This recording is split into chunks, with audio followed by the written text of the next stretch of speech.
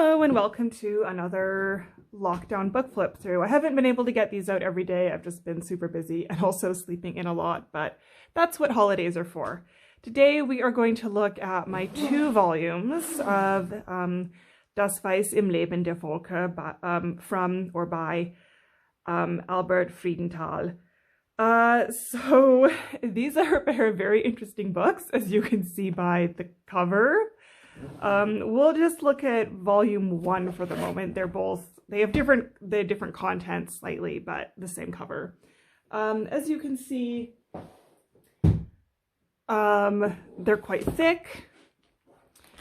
This is a really interesting 2-volume set that I picked up in a used bookstore in Germany behind the university library. What this translates to the women in the lives of the people, roughly. Völker means like literally folk, so peoples, and Weiß is sort of an old-fashioned way of saying woman. These books were published, as far as I can tell, in 1910. I have seen a few copies running around on used bookstores, and what it is it's a compilation of material about beautiful women, or sort of the standards of feminine beauty in different cultures.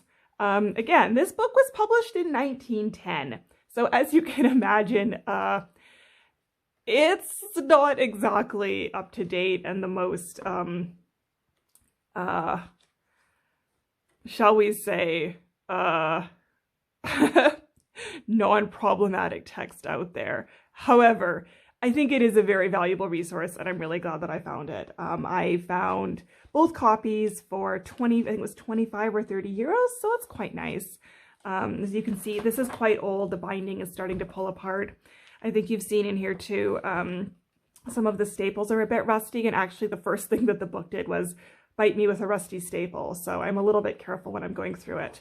We have a nice family tree that folds out in the first volume of different cultural and ethnic relationships. Not quite sure how accurate it is. I haven't read a lot of the text in this book because, as you can see, it's this very old German font with the Schaf S. It's a little bit hard to read. Even a lot of Germans my age don't really read this font very well. This says Australian and Oceanian. I can read it, but it's a little bit tiresome to go through like an entire page of this.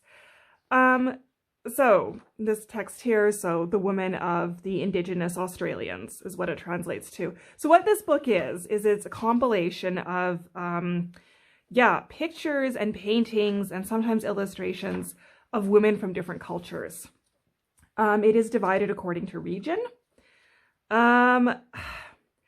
This is one of those books where I'm just like,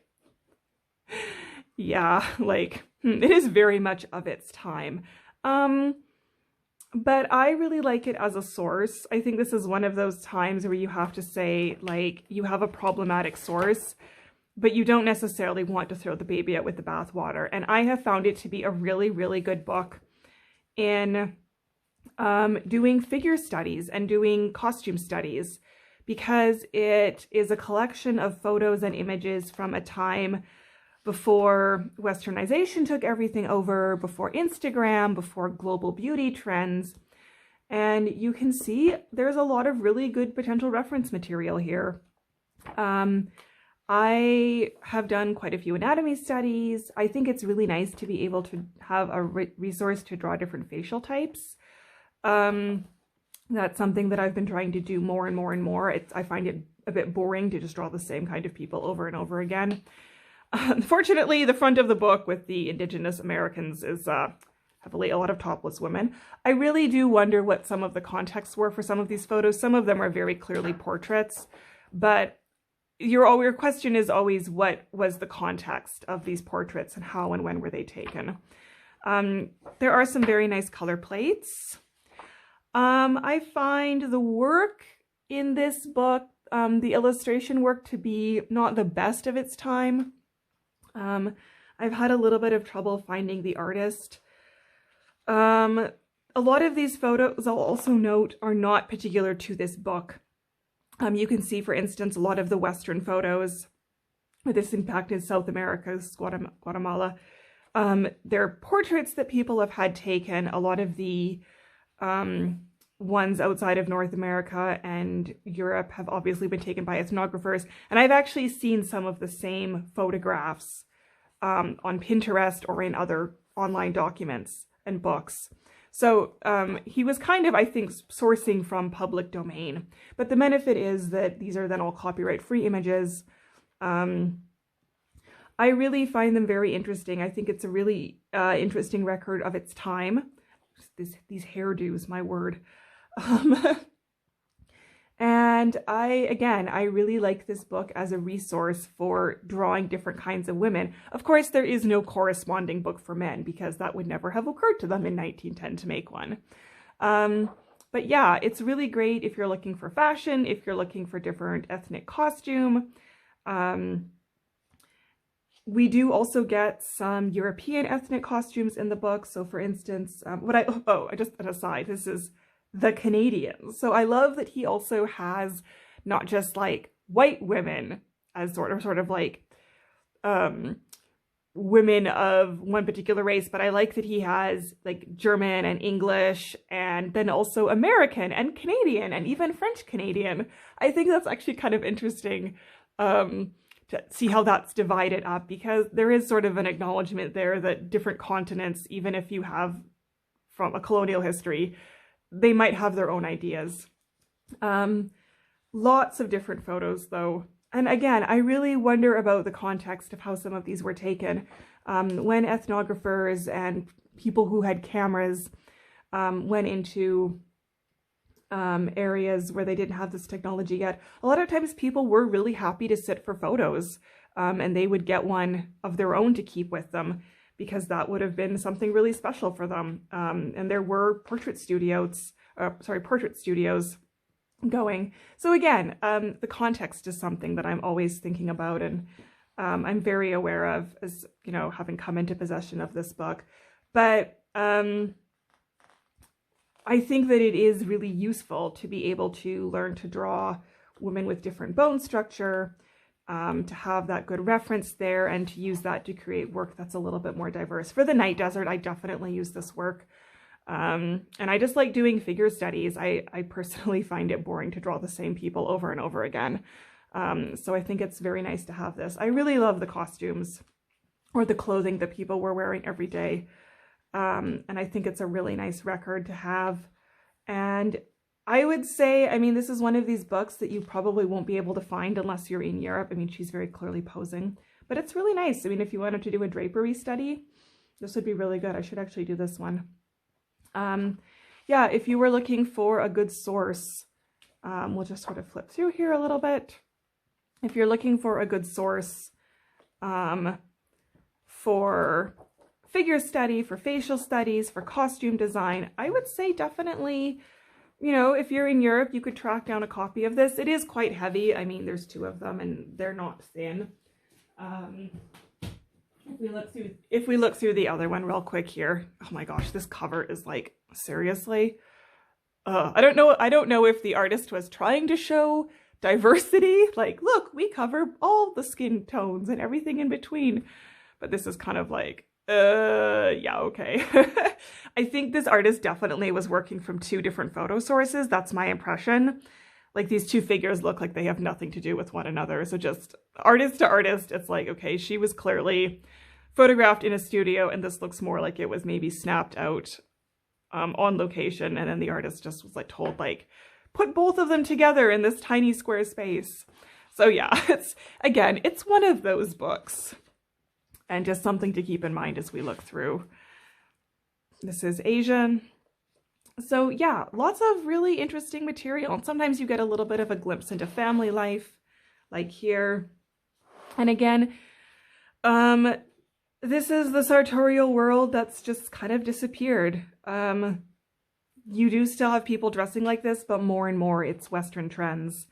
And I think, I mean, a photo like this, I really wonder about it. Why is she naked wearing her jewelry? But then you also get photos like this with just women in their tent. So yeah, it's a very it's a book that goes back and forth a lot. But I really like the record, and it's really cool to see some of this stuff. Again, sort of before World War II happened and the massive displacement of different peoples. I mean, of course, there had already been displacement, but colonialism had, of course, already had a huge impact. But again, I think it's a really cool book to have, and I do really value it as a resource. Again, I like to have hard copies. I think that's really nice. So you can see that a lot of the pages are coming out and these nails are actually quite rusty. You have to be a little bit careful. The book, as I said before, the book bites. So yeah, you do have some of these like very posed studio nudes, but I think it's also nice to have a record and something to work with of different body types from different women. And that's something that can be a little bit, I feel like when I'm looking today for material to draw, it can be a little difficult to find photos where people don't all look the same. I mean, unfortunately, the Instagram model look is very prevalent, just like in the 80s and 90s, there was a certain model look that's really prevalent. There, you can counter that. We are getting more diversity, and you can always go to sites like Crocus Cafe where you can see a variety of models of different body types. But I also like to see these older ones. And yeah, just it's a really interesting book to look through. And I think in terms of doing studies for costuming and for references, it's really an excellent resource. Yeah, again, not something I would have been able to pick up if I hadn't gone to Germany. Europa, which also covers like a lot. Of course, you have the German women, and I think it's really interesting to see how a lot of times the German women are kind of dressing up a little bit. Again, I mean, you have nudes from a German woman. I'm not sure why she was posing like this. And we have a woman here who's sort of got the faux Greek look going. I think it's really interesting that just like people have always wanted to dress up for portraits regardless of where they were. Yeah, some of these photos, like where were these found? Like what is the history? I think it's really, really interesting. Yeah, it's a book, and it's definitely a trip to look through. So she's dressed up with a bunch of grapes.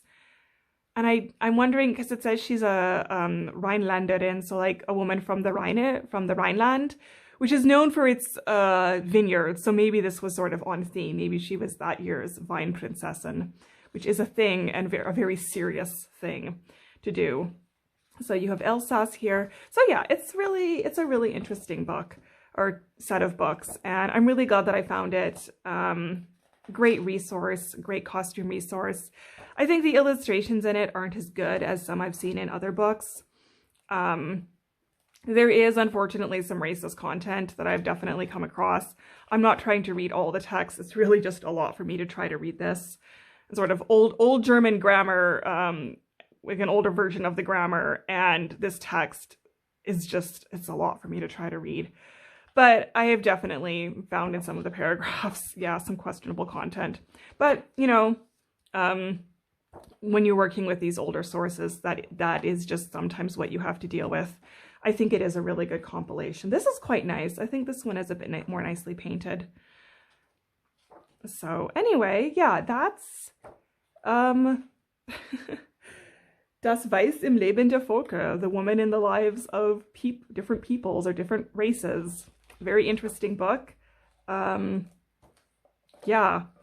something that I'm happy to have in my collection, and I'm really happy to share with you guys. It is definitely an interesting book to look through. So that's all for today.